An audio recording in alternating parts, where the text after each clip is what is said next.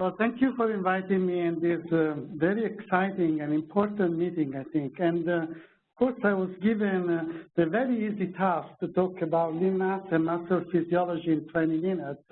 And I'm going to try to do my best. So certainly, I'm not going to be exhaustive about the argument. This is an outline of what I'm going to talk about. But before I look at that, this is a slide that I would like to show you that after the presentation of this morning.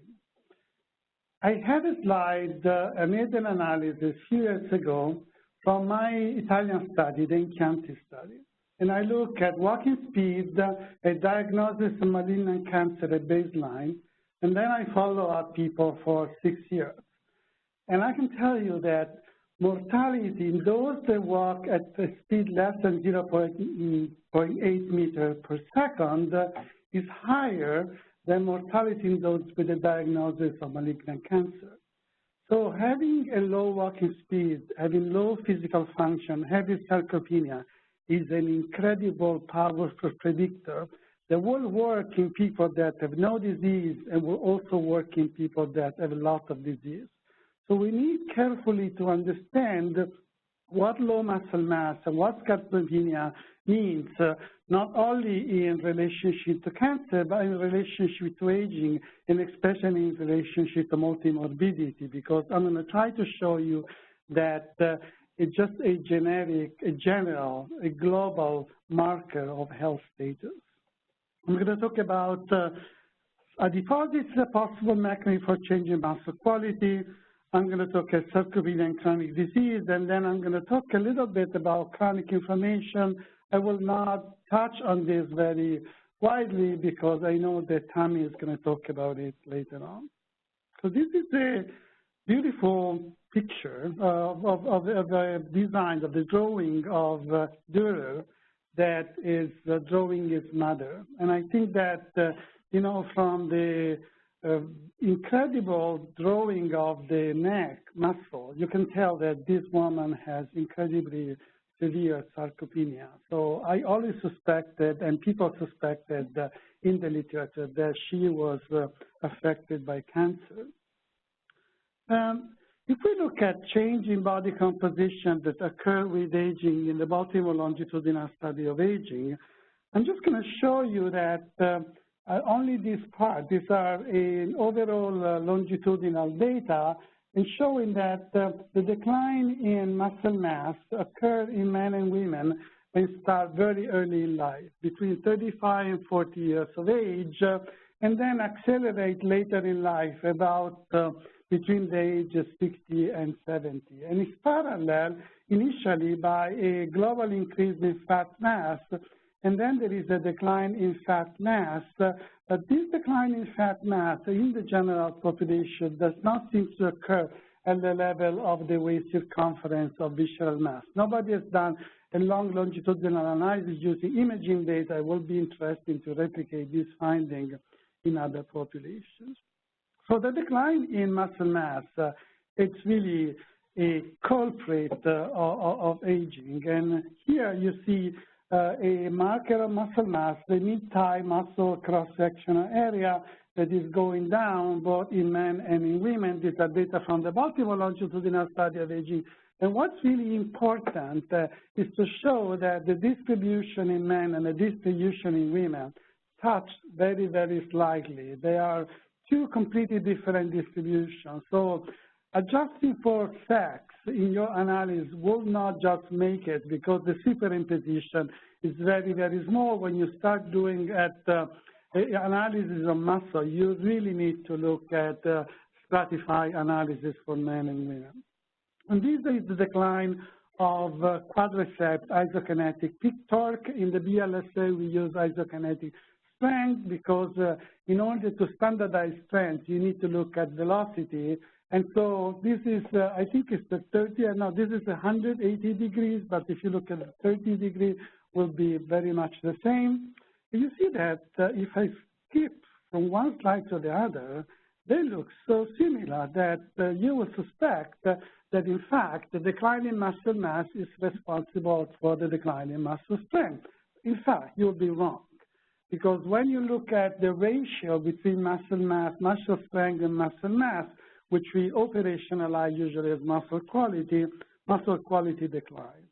These are cross-sectional data, but if you look at longitudinal data from the BLSA, each one of these is a cohort entered at some age in the study, and then is followed for something like 5 years, and you can see that the decline in knee extension torque is much higher than the decline in muscle mass, suggesting that there is a problem of muscle quality. Not only you lose with age muscle, but this muscle is less able to generate force for unit of volume.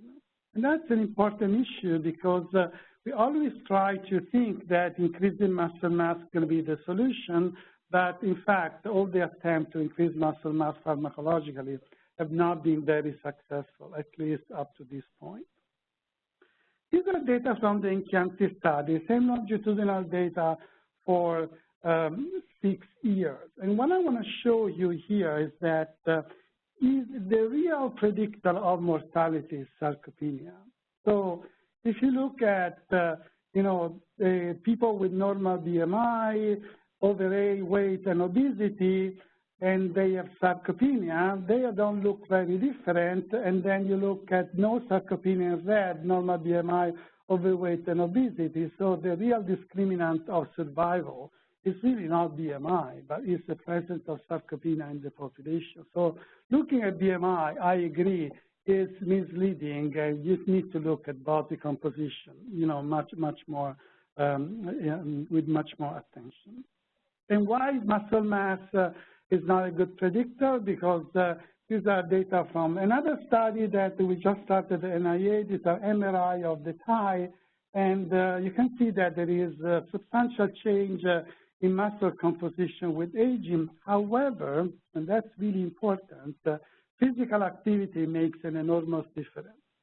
So if you look at this 83-year-old man, a really fantastic person, he swims 2 miles every day of the year, so, November and December included, on a lake that is freezing cold, and these are these muscles, that's fantastic muscle that are very, very comparable to these 31 years old, if not to the 20 years old. So when you look at the effect of age and when you look at the effect of disease, really physical activity, especially exerted over a long period of time, makes an enormous difference.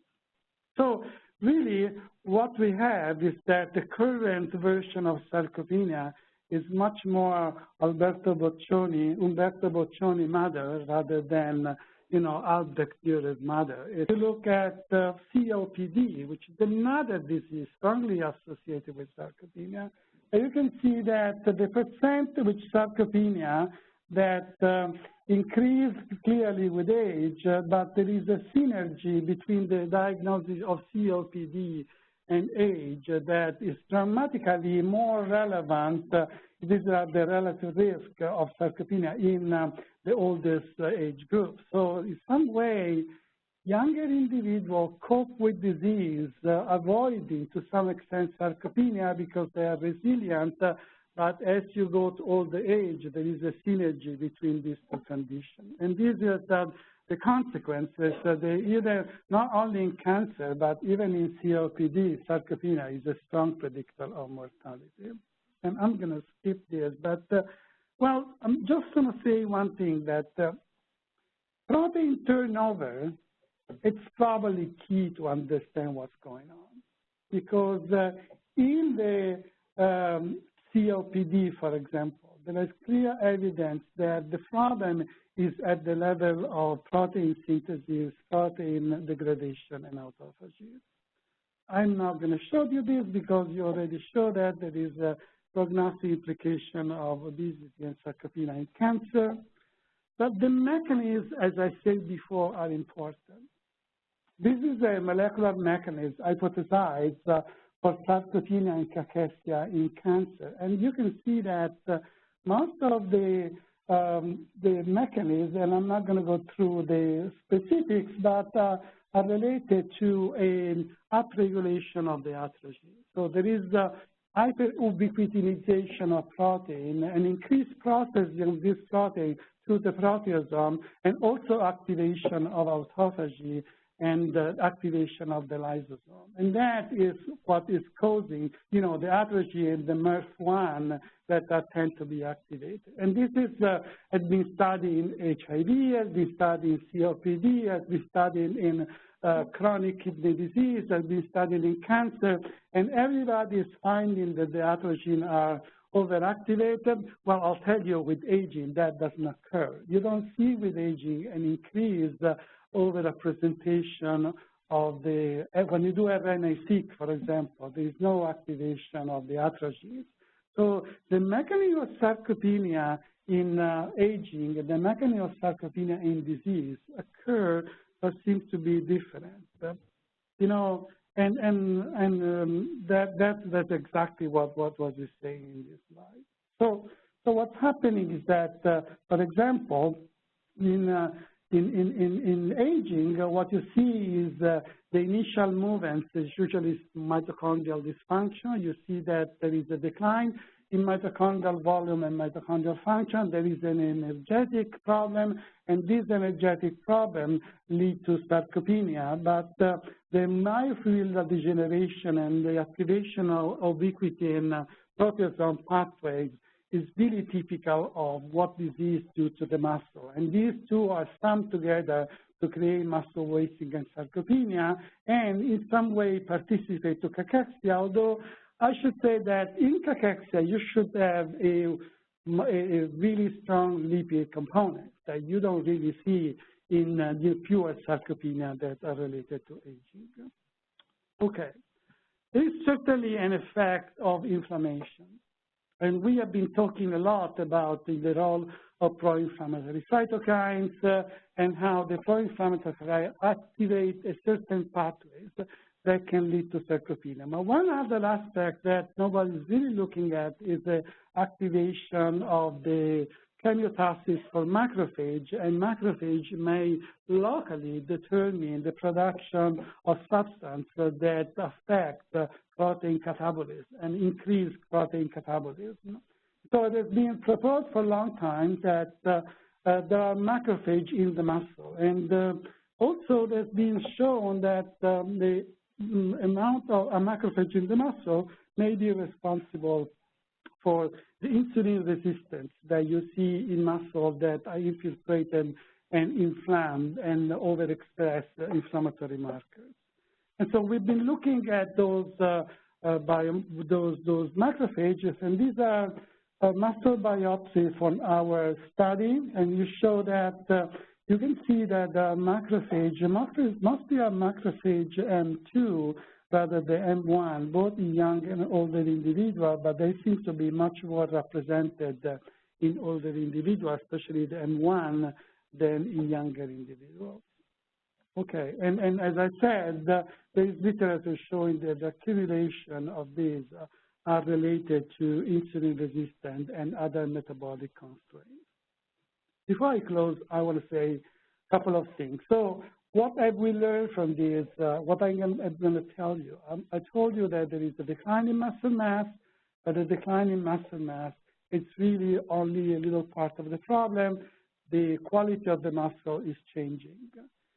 Yes, there is the decline in muscle mass and the decline in muscle strength are markers of multiple disease, but the effect of disease and the effect of aging on the muscle are really different, and so there should be a possibility to discriminate them. However, because of this overall effect on health status on muscle, when we look at the effect of sarcopenia, we should really take into account aging and multi-morbidity. And, it's possible that we see the decline prognosis because these people that have sarcopenia also have congestive heart failure, COPD, or other coexisting disease that affect the prognosis. And that is important because that will really affect the way we intervene on them. Okay, I am finishing here, and I'm going to thank you for, all the people in my group that helped me producing this data. Thank you.